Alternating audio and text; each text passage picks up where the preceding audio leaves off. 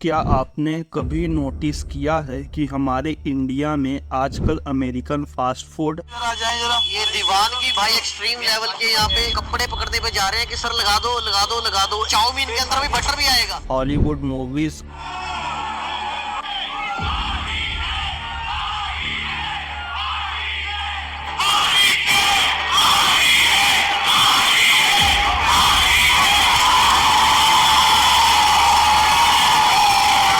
और Instagram reels का culture कितना कॉमन हो गया है।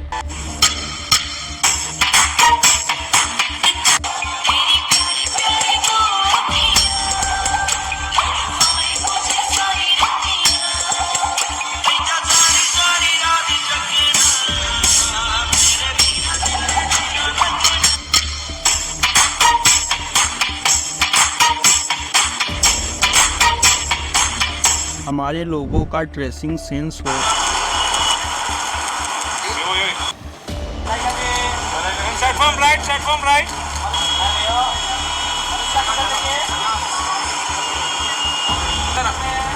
सारा जी मुझे भेजिए बस।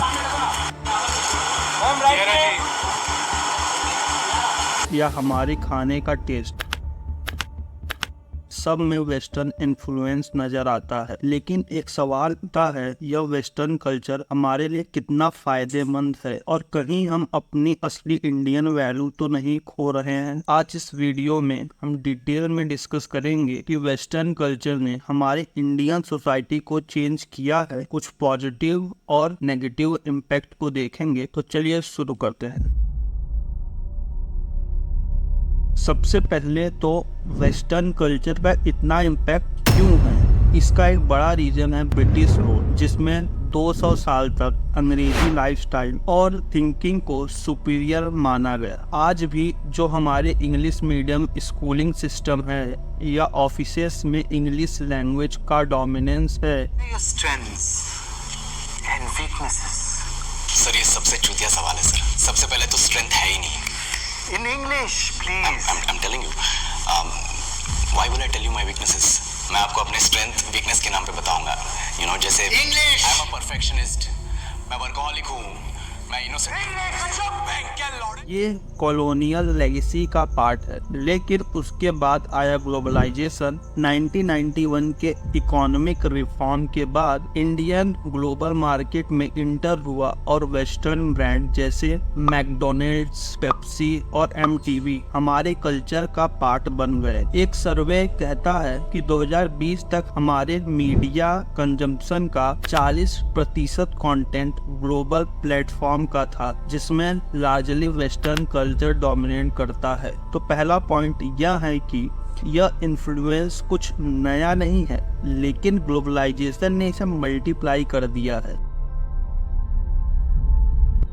अब देखिए, हर इन्फ्लुएंस बुरा नहीं होता। वेस्टर्न कल्चर से हमें कुछ चीजें सीखने को मिली है जो काफी फायदेमंद है। फॉर एग्जाम्पल, डेमोक्रेसी और फ्रीडम ऑफ एक्सप्रेशन जैसे कॉन्सेप्ट लार्जली वेस्ट से आए हैं। रिपोर्ट कहता है कि इंडिया में अर्बन लिटरेसी रेट पिछले 30 सालों में 40% से 85% तक बढ़ा है, लार्जली वेस्टर्नाइज्ड एजुकेशन सिस्टम की वजह से। आप एंटरप्रेन्योर माइंडसेट देखो, आज स्टार्टअप और इनोवेशन का कल्चर काफी ज्यादा प्रमोट हो रहा है। यहाँ तक कि हमारे देश की यूनिकॉर्न जैसे ओला, जोमेटो और फ्लिपकार्ट, यह सब वेस्टर्न एंटरप्रेन्योर प्रैक्टिसेस से इंस्पायर्ड हैं। यानी पॉजिटिव चीजें भी हैं जो हमने अडॉप्ट की हैं। इमेजिन अगर यह एंटरप्रेन्योर माइंडसेट नहीं होता तो शायद आज हम सिर्फ कन्वेंशनल जॉब पर ही डिपेंडेंट होते हैं। अब बात करें कुछ चैलेंजेस की।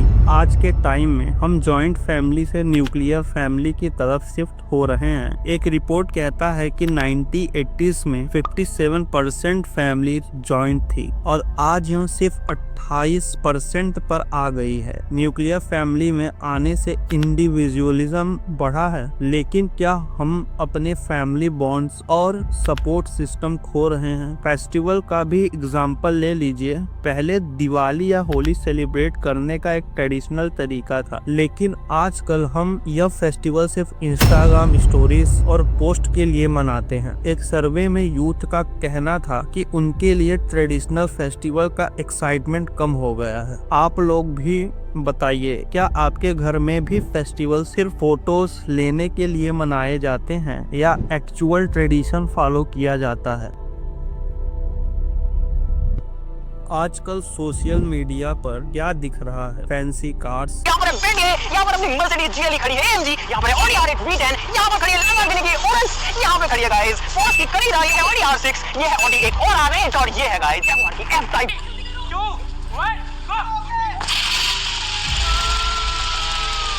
ब्रांडेड क्लॉथ, एक्सपेंसिव वेकेशन,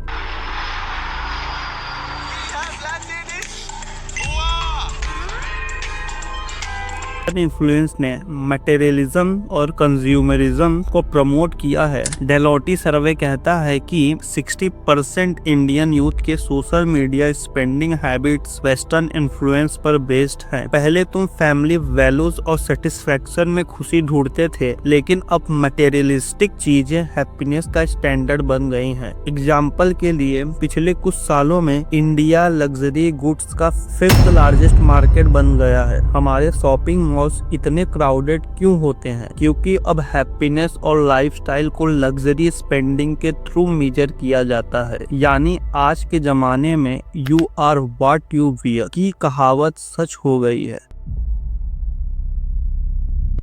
अब अगर बात करें मीडिया और इंटरटेनमेंट की, तो हमने देखा है कि इंडियन शोज में भी लार्जली वेस्टर्न फॉर्मेट्स फॉलो किया जाता है, जैसे कि big boss which is a copy of big brother. Bollywood भी अब हॉलीवुड स्टाइल रोमांटिक कॉमेडीज और एक्शन मूवीज पे फोकस कर रहा है, जो पहले लार्जली इंडियन वैल्यू और फैमिली बेस्ड स्टोरी पर होती थी। अब हर दूसरी मूवी में वेस्टर्न लाइफस्टाइल, लग्जरी कार्स और एब्रॉड में शूटिंग होती है। यह हमारे माइंडसेट में वेस्टर्न आइडियल्स को एज मॉडर्न और एस्पिरेशनल दिखाते हैं। सोचने की बात है, क्या हम अपने कल्चरल वैल्यूज को मॉडर्न दिखाने की कोशिश में कहीं अपना कल्चर ही तो नहीं खो रहे हैं?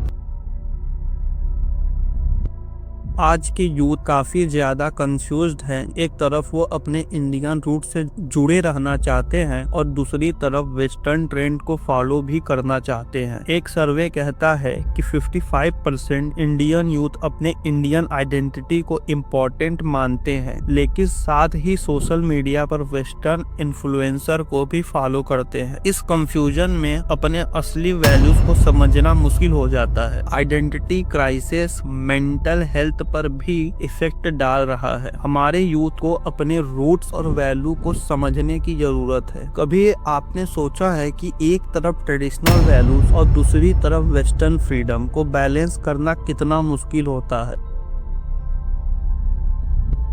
तो क्या वेस्टर्न कल्चर को एडॉप्ट करना गलत है, या फिर हम मॉडर्निटी के साथ इंडियन वैल्यूज को भी इंटैक्ट रख सकते हैं? Cultural study researcher Aditi Mukherjee कहती है कि सेलेक्टिव एडाप्टेशन ही असली सर्वाइवल स्ट्रेटजी है। हम वेस्टर्न आइडिया को अपने कॉन्टेक्स्ट में यूज कर सकते हैं बिना अपने वैल्यूज को कंप्रोमाइज किए। यानी फॉरेन का फैशन और अपने देश की संस्कृति दोनों को बैलेंस करना जरूरी है, वरना हम अपने रूट्स खो देंगे। यहाँ मैसेज क्लियर है, आप वेस्टर्नाइजेशन को एडॉप्ट करते वक्त अपनी ओरिजिनलिटी को मत भूलिए। आज हम ग्लोबल स्टेज पे हैं और ग्लोबल एक्सपोजर हमारी ग्रोथ के लिए जरूरी है, लेकिन असली पहचान हमारी इंडियन ट्रेडिशन और वैल्यू से है। अगर हम सेलेक्टिवली वेस्टर्न आइडिया को अडॉप्ट करते हैं तो हम एक strong unique Indian identity create कर सकते हैं, जो पूरे वर्ल्ड के लिए एक एग्जाम्पल हो। कमेंट में जरूर बताएं आप इस वीडियो के बारे में क्या सोच, और चैनल को सब्सक्राइब करना मत भूलिए। जय हनुमान भाइयों।